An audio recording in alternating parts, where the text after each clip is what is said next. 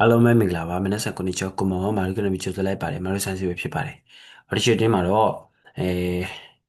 ဒုက္ကတေးဖောင်လေးတွေတင်ပြပေးမှာဖြစ်ပါတယ်ပေါ့နော်ဆိုတော့အရှိဗီဒီယိုမှာဗဒီတို့က ID ဖန်တီးခဲ့တယ် ID ဖန်တီးပြီးတဲ့နောက်မှာဆိုရင်အခုဒီမှာဒုက္ကတေးဖောင်လေးတွေတင်ရအောင်ပါဆိုတော့ fountain ဖို့အတွက်ဗဒီရှိတို့ပုံမှန်တိုင်းပဲ space by scale worker တက်ဆိုပြီးတော့ရိုက်ထည့်လိုက်မယ်ဆိုရင်ဒီမှာ Prometric website ကြာလာမယ်အဲ့ဒါကိုနှိပ်မယ်ပေါ့နော်ဆိုတော့နှိပ်တဲ့အခါမှာဝရရှိတို့ကဒီမှာ exam list ဆိုတာလေးရှိတယ်အဲ့ဒီမှာ language မှာဗမာစာပြောင်းလိုက်မယ်ပေါ့နော်ဆိုတော့ဆောင်းပွဲစင်တာဝရရှိအခုဒီမှာ JFT ဖြစ်မဲ့လူတွေကဂျပန်ဘာသာဆောင်းပွဲဆိုတဲ့ဟာကိုနှိပ်လိုက်မယ်ပေါ့နော်အဲ့ဒီမှာဝင်ပြီးတော့ fountain မှာဖြစ်ပါတယ်အခုကဝရရှိကစားတော့ကုန်ထုတ်ကိုတင်ပြပေးမှာဖြစ်တာကြောင့်မလို့စားတော့ကုန်ဒီမှာကျွမ်းကျင်လောက်တာပေါ့တခုတည်း Ichigo ကိုဝင်လိုက်မယ်ပေါ့နော်အဲ့ဒီမှာဝရရှိတို့ကစားတောက်ကုန်ထုတ်ဖြစ်တာကြောင့်မလို့ food and beverage ကိုနှိပ်ရမှာပေါ့နော်စားတောက်ဆိုင်တင်မဲ့သူတွေက food service ကိုနှိပ်ပါခိုင်းကောတင်မဲ့သူတွေကဒီမှာဒီနာဇင်ကဲပေါ့နော်တခုရှိတာခိုင်းကောကဘာရှိအပိုင်းနှစ်ပိုင်းရှိရပေါ့နော်နှစ်ခါတင်ရမယ်နော်မြန်မာပိုင်းနဲ့ဂျပန်ပိုင်းနော်ပြီးရင်နောက်တစ်ခါကျတော့ဒီမှာ agriculture ဘိုင်းကကျတော့ဒါကစိုက်ပျိုးရေးဖြစ်ပါတယ်ပေါ့နော်အခုဒီမှာစားတောက်ကုန်ထုတ်တင်ပြမှာဖြစ်တာကြောင့်မလို့ဒီမှာ food and beverage manufacturing ဆိုတာလေးကိုနှိပ်လိုက်ပါမယ်ဆိုတော့အဲ့ဒီမှာရွှေပုံမှန်တိုင်းမှာအောက်ဆုံးဒီမှာဆွဲချလိုက်မယ်ဆိုရင် ID ဖန်တီးခြင်း ID ဖန်တီးပြီးသားပဲအခုဒီမှာဝင်ရောက်မယ်ကြိုတင်မှာယူမယ်ပြောင်းလဲရန်ဆိုတဲ့ဟာလေးကိုနှိပ်မယ်ပေါ့အခုဒီမှာရွှေကပြောမယ်ဆိုရင်ကြိုတင်မှာယူမယ်ဆိုတဲ့အပိုင်းပေါ့နော် Somewhere Fountain မှာဆိုရလीနော်အဲ့လေးကိုနှိပ်ပါနှိပ်တဲ့အခါမှာရွှေဒီမှာဝင်ရောက်ရန်ကြိုတင်မှာယူရန်ပြောင်းလဲရန်ဆိုတာလေးတက်လာလိမ့်မယ်အဲ့ဒီမှာရွှေတို့အရှိဗီဒီယိုမှာပြောပြခဲ့တဲ့ပေါ့နော်အတိုင်းပဲ ID ဖန်တီးပြီးတဲ့လူတွေကစန ID ရဲ့ကိုယ့်ရဲ့ပေါ့နော် password ရဲ့ကိုဒီမှာရိုက်ထည့်မယ်တခါလေး save ပြီးသားလူတွေကတော့ဒီမှာရပါတယ်ပေါ့နော်အဲဆိုပြီးရင် login လုပ်လိုက်ပါမယ်ဒီလိုမျိုးပေါ့နော်ဘာလို့ရှိလို့ website လေးကြာလာလိမ့်မယ်ဒီလို website လေးကြာလာမယ်ရှိရင် air တက်သွားပါတော့ဒါကတော့ဆွမ်းနာဝင်ထားတဲ့ဟာဆိုတော့ဒီလို website လေးကြာလာလိမ့်မယ်ပေါ့နော်ဝင်ပြီးသွားတဲ့အခါမှာဒီမှာနှစ်မျိုးရှိတယ်research တက်ရေးပြီးတော့ issue a web receipt ပေါ့နော်ဘာလို့ရှိလို့ကsomewhere ပါဖြည့်ပြီးသွားလို့အောင်စင်းတွေပါပြန်ကြည့်ချင်တယ်ဆိုရင်တော့ဒီထဲမှာ issue a web receipt မှာပြန်ပြီးတော့ကြည့်လို့ရမယ်ထင်တာပဲ login ဝင်ပြီးတော့အဲ့ဒီမှာပြန်ပြီးကြည့်လိုက်ရမှာပေါ့နော်အခုဒီမှာက research tab ပေါ့နော်ဘာလို့ရှိလို့ကဒီ fountain မှာဖြစ်တာကြောင့်မလို့ research လုပ်ရမယ်ကြိုတင်မှာယူရမယ်ဆိုတဲ့ဖြစ်ပါတယ်ကြိုတင်မှာယူရဲဆိုတဲ့ပဲเนาะ research ဆိုတာဆိုတော့နှိပ်လိုက်မယ်ပေါ့နော်research တက်လေးနှိပ်လိုက်တဲ့အခါမှာဘာလို့ရှိဒီလိုမျိုးပေါ့နော်ဟာလေးတက်လာတယ်အဲ့ဒီမှာဘာလို့ရှိတော့အောက်ကိုဆွဲချမယ်ဆွဲချပြီးတဲ့အခါမှာI agree ပေါ့နော်သဘောတူညီပါတယ်ဆိုတဲ့ဟာလေးနှိပ်ပြီးရင်ဒီမှာ agree and continue ပေါ့နော်ရှေ့ဆက်သွားပြီဆိုတာလေးကိုနှိပ်မယ်ပေါ့နော်ဒါကတော့ပြီးတော့ဒါကတော့တချို့ဒီ fountain တုံးကကိုယ့်ရဲ့အချက်လက်တွေပေါ့နော်ထည့်ထားတဲ့အချက်လက်တွေဖြစ်ပါတယ် ID ဖွင့်တုံးကပေါ့နော်ဆိုမှဆက် ID ဖွင့်တုံးကကိုယ်ထည့်ထားတဲ့အချက်လက်လေးတွေဖြစ်ပါတယ်ဆိုတော့မှန်လားမမှန်လားထည့်မယ်အဓိကနာမည်ကြည့်မယ်နာမည်ကနော်ကိုယ့်ရဲ့ passport တွေကဟာနဲ့တူနေမှရမယ်နော် okay အဲ့ဆိုရင်ဒီမှာ continue ပေါ့နော်ရှေ့ဆက်သွားမည်ကိုနှိပ်ပါမယ်ပြီးလက်ပြီးရောတချို့ကဆက်ပြီးတော့agree and continue ပေါ့နော်အသက်ပြေလာလို့မေးရဖြစ်ပါတယ်ဒါက18နှစ်ပြည့်ပြီးတဲ့သူတွေဆိုရင်ဖြေလို့ရရနော်ဆိုတော့သဘောတူတယ်ပြီးရင်တော့ရှေ့ဆက်သွားမယ်ဆိုတာလေးကိုနှိပ်ပါပြီးရင်တော့ဒီမှာ select the test you want to take and then click next ပေါ့နော်ဆိုတော့ကိုကဘာဆောင်းမွေးဖြည့်ချင်တာလဲပေါ့နော်ဘာဆောင်းမွေးဖြည့်ချင်တာလဲဆိုတော့ဆောင်းမွေးအမျိုးအစားအောင်မလဲဆိုတော့ရွေးရမှာဖြစ်ပါတယ်ဆိုတော့ဒီမှာနှိပ်ပြီးတော့အောက်ကဒီမှာဟိုဒီ food manufacture food and beverage ပေါ့နော်ဒီကောင်သွားမယ်နော်ဟုတ်တယ်မလားဆိုတော့ဒီကောင်မိနစ်80ဖြည့်ရမယ်နော်ဆိုတော့ဒါလေးကိုနှိပ်မယ်နှိပ်ပြီးသားပြီဆိုရင်တော့ next လေးကိုနှိပ်ပါပေါ့နော်ဟုတ်ပြီအဲ့ဒီမှာတချို့တို့ကအချက်လက်တွေထည့်ရမှာဖြစ်ပါတယ်ပေါ့နော်ဆိုတော့မနေ့ကလည်းမြန်မာစာလေးနဲ့ပြချင်ပေမဲ့လည်းဒီမှာဘာသာပြန်မရဘူးဒါကြောင့်မလို့ဒီကပဲကြည့်လိုက်ရအောင်နော်ဆိုတော့ personality တွေကိုယ့်ရဲ့အသေးစိတ်အချက်လက်လေးတွေရေးထည့်ရမှာဖြစ်ပါတယ်ဆိုတော့ဒီမှာကိုယ့်ရဲ့အပေါ်ဆုံးမှာပေါ့နော် birthday ပေါ့နော်ကိုယ့်ရဲ့မွေးတက္ကရာထည့်ရမှာဒါကတော့မနေ့ကကိုယ့်ရဲ့ passport တွေကဟာနဲ့တူတာထည့်ပါထားပါတော့တချို့ဒီမှာတစ်ခုခုရွေးလိုက်မယ်ပေါ့နော်ဟုတ်ပြီထားပါတော့ရွှေလို့ထည့်မယ်ပြီးရင်ထားပါတော့မဖြစ်တယ်လို့ထည့်လိုက်မယ်နော်ပြီးတော့ကိုကfemale လား male လားပေါ့နော်ကြားလားမလားဆိုပြီးရွှေယောက်ျားလေးဆိုရင် male ပေါ့နော်မိန်းကလေးဆိုရင် female ပေါ့နော်ပြီးရင်နောက်တစ်ခါကျတော့ကိုယ့်ရဲ့ပေါ့နော် nationality ကဘာလဲဆိုတော့ရွှေကမြန်မာဖြစ်တာကြောင့်မလို့မြန်မာဆိုတာလေးကိုရှာပြီးတော့ထည့်မယ်ပေါ့နော်ပြီးရင်နောက်ကဒီမှာဒီမြန်မာလို fountain နဲ့တူတာဒီနောက်မှာမြန်မာလိုပါကွာမြန်မာလိုရေးထားတာပေါ့နော် ပြီးရင်ဒီမှာ enter in English တဲ့အင်္ဂလိပ်လိုရေးပါဆိုတော့ဒီမှာပြန်ပြီးတော့မြန်မာလိုရေးလိုက်ပါပေါ့နော် MYANMAR ပေါ့နော်ဟုတ်တယ်မလားပြီးလဲပြီးရောမရှိက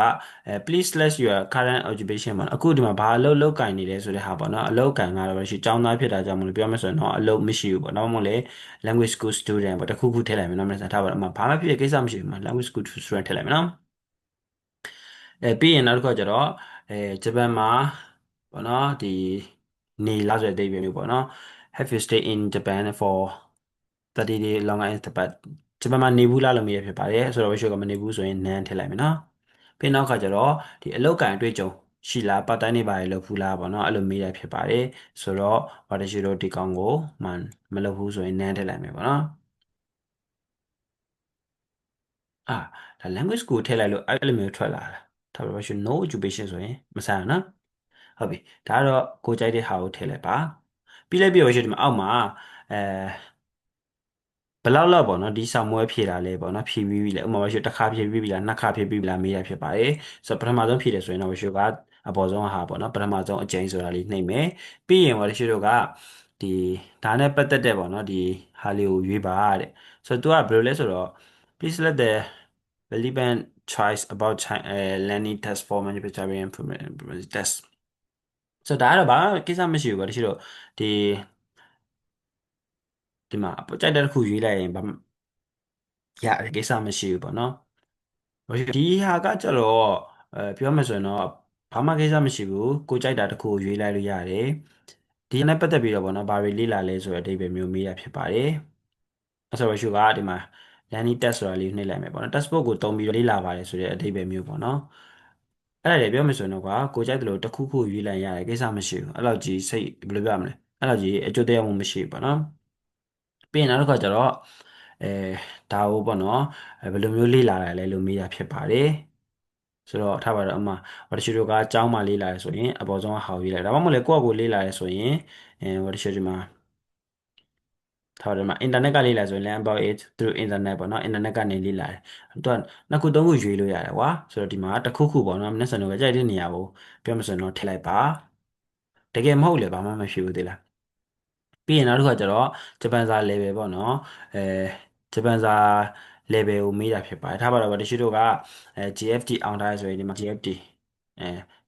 တစ်ခုပေါ့နော်မျက်စံထည့်လိုက်မယ်ပေါ့နော်ဘာမှမဖြစ်ဘူးကြိုက်တာထည့်လို့ရတယ်โอเคအဲ့ဆိုရင်ဒီမှာပြောမယ်ဆိုရင်တော့အချက်လက်အဓိကတော့မျက်စံမွေးတက်ကလေးမှန်အောင်ထည့်မယ်နော်အဲ့ဒါလေးပါပဲဆိုတော့next လေးကိုနှိပ်မယ်ဆိုတော့ तू ကဒီမှာကိုထည့်ထားတဲ့အချက်လက်တွေမှန်လားမမှန်လားဆိုတော့ပြန်စစ်ပါဆိုတဲ့အဓိပ္ပာယ်မျိုးပေါ့နော်အဓိကမွေးတက်ကလေးနဲ့ယောက်ျားလေးမိန်းကလေးရဲ့ပြီးရင်တော့ nationality ကိုတခြားလေးရွေးမယ်ပေါ့နော်ပြီးရင် next လုပ်လိုက်မယ်ဟုတ်ပြီအဲ့ဒီမှာပေါ့နော်ဝတရှိတို့ကဒီမှာဘယ်ရက်တွေမှာမနေ့စံတို့ကဖြည့်ကျင်တာလဲပေါ့နော်ဒီမှာဆိုရင်သူပြထားတာကွာဒီ2လပိုင်း1ရက်နေ့ကနေပြီးတော့2လပိုင်း16ရက်နေ့အထိဖောင်တင်လို့ရတယ်လေပဲဖြစ်တယ်ကျွန်တော်ရှိထားပါတော့အမအဲဝတရှိက2လပိုင်း10ရက်နေ့လောက်မှဖြည့်ကျင်နေဆိုရင်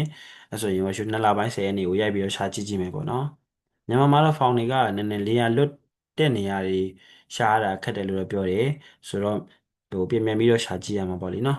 ်ဆိုတော့2လပိုင်း10ရက်နေ့ကိုဝယ်ရှိလို့ရှာကြည့်လိုက်မယ်ပြက်ကလေးကနေလည်းရွေးလို့ရတယ်နော်ကိစ္စမရှိဘူးဟုတ်ပြီအဲ့ဆိုတော့ပြီးတော့ country ပေါ့နော်ဘယ်မှာဖြေမှာလဲဆိုတော့ဝယ်ရှိလို့ကမြန်မာမှာဖြေမှာဆိုရင်မြန်မာလို့ရိုက်ထည့်လိုက်မယ်မရိုက်ထည့်ကြမလို့နော်ရွေးရမှာစမဆက်ရွေးရမှာဖြစ်ပါတယ် area ကတော့ဝယ်ရှိလို့မှာပြောမယ်ဆိုရင်တော့မြန်မာမှာဖြေတာရန်ကုန်ထင်တာပဲနော်အဲ့မှာပဲဖြေရမှာဆိုတော့ area မရွေးလဲဘာမှမဖြစ်ဘူးဒီမှာရွေးစရာလည်းမပါဘူးပေါ့နော်ပြီးရင်နောက်ကဒါလည်းရွေးစရာမလိုဘူးပေါ့နော်ဟုတ်ပြီအဲ့ဆိုရင်ဝရှိတို့က search လုပ်လိုက်ပါမယ်ရှာဖွေလိုက်မယ်ပေါ့နော်အဲ့မှာမြန်မာမှာမလဲဆိုဖောင်တင်တဲ့လူတွေကအများကြီးပဲဒီမှာကြည့်ကြည့်လိုက်အောင်အကုန်လုံးပဲหนีနေပြီပေါ့နော်အကုန်လုံးหนีနေတာပြောမယ်ဆိုရင်တော့ထိုင်ကုန်လို့မရှိဘူးအပြာဆိုရင်ထိုင်ကုန်လို့ရှိတယ်အစိမ်းဆိုရင်နည်းနည်းကြံသေးတယ်ဟုတ်ပြီနော်ပြီးနောက်ကဒီမှာအနီဆိုရင်လုံးဝမရှိတော့ဘူးခဲဆိုရင်တော့ဖြေလို့မရဘူးပေါ့နော်အခုကမြန်မာမှာလူတွေကဖောင်နေအကုန်လုံးတင်ထားပြီးသားဆိုတော့နေရမလွတ်ဘူးဆိုရင်တော့တရှိကအဲဒီနေရာမှာဂျပန်မှာမြန်မာမှာမဟုတ်ဘဲနဲ့ပေါ့နော်ဘာလို့ရှိတော့တခြားနေရာမှာရှာကြည့်ကြအင်ဒိုနီးရှားမှာရှာကြည့်ကြည့်အောင်ပြီးရင် search လုပ်လိုက်မယ်ပေါ့နော်အဲ့ဆိုအင်ဒိုနီးရှားမှာဒီမှာဖောင်နေလွတ်နေသေးတယ်ဆိုတော့ဘာလို့ရှိတော့ကဒီမှာ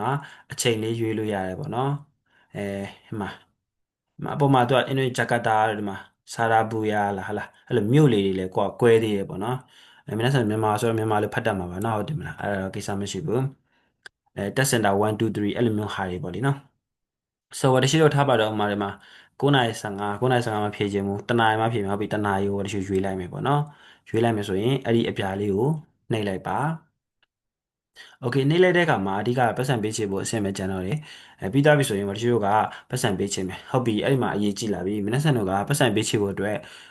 credit card ပေါ့နော်visa card လေးရှိဖို့လိုမယ်ဟုတ်ပြီလားမနက်ဆန်နောက် visa card လေးလှုပ်ထားပေးပါvisa card လှုပ်ထားပြီးမှဒီဟာကိုပတ်စံပေးချေလို့ရပါမယ်ဟုတ်ပြီလားဆိုတော့KPay တို့ Wave တို့မရပါဘူးဒီပတ်စံတွေကဂျပန်ကိုပို့ရတာဖြစ်တာကြောင့်မလို့ international exchange လုပ်လို့ရတဲ့ visa card တွေเนาะအဲ့ဒါနဲ့ပဲရမယ် KPay Wave ကပြည်တွင်းမရရင်เนาะဟုတ်တယ်မလားဆိုတော့တစ်ခါလေမှာ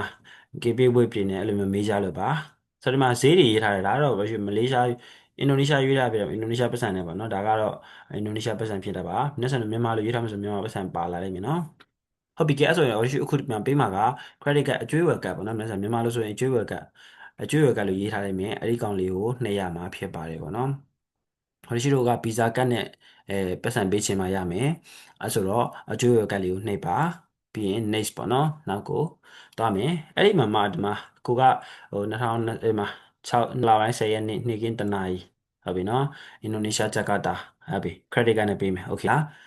းဟုတ်ပြီပြီးရင်ဝရှိတို့ကဒီမှာအောက်မှာလေးပဲပတ်စံကြားသိငွေလေးတွေရေးထားတွေ့တယ်ဟုတ်ပြီ emergency contact number ကိုယ့်ရဲ့ဖုန်းနံပါတ်ပြန်ပြီးတော့ထည့်ပါဟုတ်ပြီနော်တခုထည့်လိုက်ပါနော်ဟုတ်ပြီဖြစ်တယ်လို့နှိပ်လိုက်ပါနော်ဝါလရှိရတော့ပြီးရင် next ကိုနှိပ်မယ်ပေါ့နော်အဲ့ချိန်မှာထပ်ပြီးတော့အသေးစိတ်အချက်လက်တွေကြာလာတယ်ဟုတ်ပြီဒီမှာဘာထည့်ပေးရမလဲဆိုတော့ကိုယ့်ရဲ့ကတ်ထဲကနေသူတို့ပတ်စံဖြတ်မှာမဟုတ်လားဒါကြောင့်မလို့ကိုယ့်ရဲ့ကတ်က information လေးတွေကိုထည့်ရမှာဖြစ်ပါတယ်ပေါ့နော်ဒီမှာအရင်ဆုံး I agree ကိုနှိပ်မယ်နော်ကိုကဒီ credit card ကိုသုံးမယ်ဆိုတဲ့ဟာကို agree လုပ်ရမယ်ပေါ့နော်ပြီးနောက်က name on card ပေါ့နော်ဝရှိဒီ credit card ပေါ်မှာနာမည်ရှိရမလားအဲ့ဆိုတော့ဝရှိအဲ့ပေါ်ကနာမည်အတိုင်းပဲဝရှိတို့ကဒီမှာရိုက်ထည့်လိုက်မယ်ပေါ့နော်ရိုက်ထည့်လိုက်ပြီးရင်ကတ်အမျိုးအစားပေါ့တချို့က visa ကတ်ပေါ့နော်ပုံမှန်အဖြစ်တော့ credit card တွေက visa ကတ်တွေပါအများဆုံး visa ကတ်ပဲလို့နော် visa ကိုနှိပ်မယ်ပြီးတော့ကတ်နံပါတ်ပေါ့နော်ကတ်နံပါတ်ကတချို့စုစုပေါင်းအာဆက်16လုံးလား12လုံးလားမသိရှိတယ်ပေါ့နော်ခဏလေးပေါ့တချို့ဒီမှာ visa ကတ် sample လေးကိုနည်းနည်းရှာကြည့်ကြည့်အောင်ဒီကနေပြီးတော့ပြရင်မနေ့စတော့မြင်မယ်ပေါ့နော်ဆိုတော့ရှိဒီမှာကတ်ပေါ်မှာဒီမှာကိုယ့်ရဲ့နံပါတ်ရှိပါတယ်ဒီမှာဒီကောင်လေးတွေကကိုယ့်ရဲ့ကတ်နံပါတ်ပေါ့နော်ဒီမှာအဲဆိုတော့ရှိဒီမှာ4000ဒီနှစ်34ပါညာဆိုတာကဒီမှာထည့်ရမယ်ပေါ့နော်ဟုတ်ပြီနော်ဒီမှာနံပါတ်ကိုထည့်ပါရှိဒီမှာရှောက်နှိပ်လိုက်မယ်နော်ဟုတ်ပြီပြီးရင်ရှိဒီမှာ expire date ပေါ့နော်ကတ်ရဲ့ဒီ expire date ရှိကုန်ဆုံးမဲ့ရက်ပေါ့နော်ပြောမှဆိုတော့ဒီအောက်ကဒီမှာအဲကတ်ရဲ့ expire date ကတဲ့ဟိုတစ်ချက်ထင်တာတော့နောက်နောက်ကျောမှာပါမယ်ထင်တာပဲမြန်မာကတ်တွေမှာတော့ပေါ့နော်သူက mm ဒီလိုရေးထားတယ်မနေ့စံနော်MMYY ဆိုအလေးရေးထားတယ်နောက်ကျောမှာရှိရနော်ဆိုထားပါတော့ဗတရှိတို့ကတ်ကအဲထားပါတော့10လ9လပိုင်းနောက်နှစ်2026မှာကုန်မယ်ဆိုရင်2026ဆိုထည့်လိုက်မယ်ပေါ့နော်ပြီးတော့ security code ပေါ့နော် security code ကဗတရှိတို့ဒီမှာ3လုံးပါဒီမှာမပါစမဆက်ဒီမှာရှာကြည့်လိုက်မယ်နော်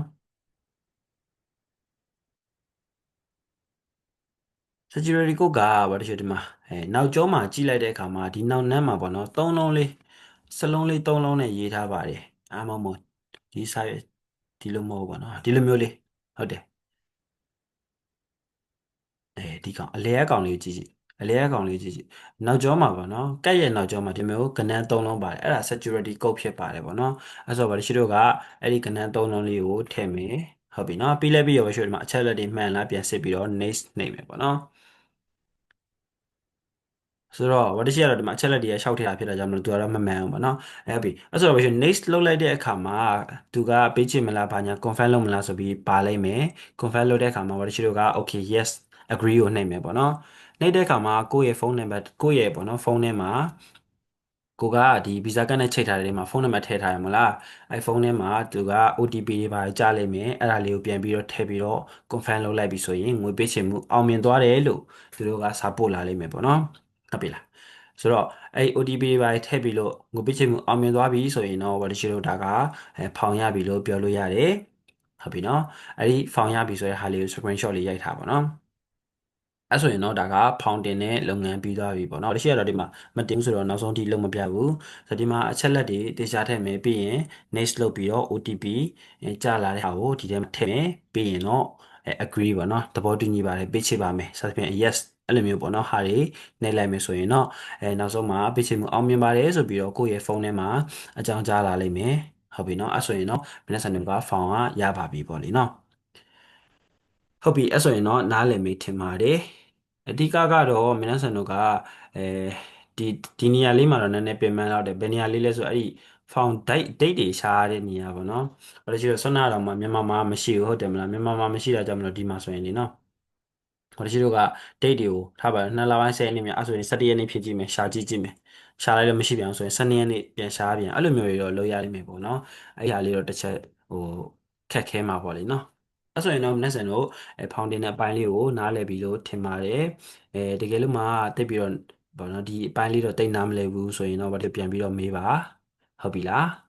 ကဲအဲ့ဒါဆိုရင်တော့ဒီဗီဒီယိုကတော့ဒီလောက်ပဲသွားမယ်ပေါ့နော်တကယ်လို့မှဖောင်တင်တဲ့အခါမှာနည်းနည်းအခက်အခဲရှိတယ်အခက်အခဲရှိရဆိုတာဖောင်တင်လို့မရတာတော့ဘာလို့ရှိလဲမတတ်နိုင်ဘူးပေါ့နော်တကယ်လို့မှဟိုဘယ်ဟာဆက်ပြီးတော့နှိပ်ရမလဲမသိဘူးဆိုရင်တော့ဘာလို့ရှိလာမေးလို့ရတယ်ဒါပေမဲ့ဖောင်နေခုံနေမလို့တင်ပေးပါတော့ဘာလို့တော့ဘာလို့ရှိလဲလုပ်ပြီးလို့မရဘူးပေါ့နော်ဟုတ်တယ်မလားဆိုတော့皆さんတို့နားလည်မယ်ထင်တယ်ဟုတ်ပြီအသေးစိတ်ထပ်ပြီးတော့မသိတာလေးရှိရင်ပြန်ပြီးတော့မေးလို့ရပါတယ်ခေလာအဲ့ဆိုရင်တော့ဒီလောက်ပါပဲပေါ့နော်じゃあまたね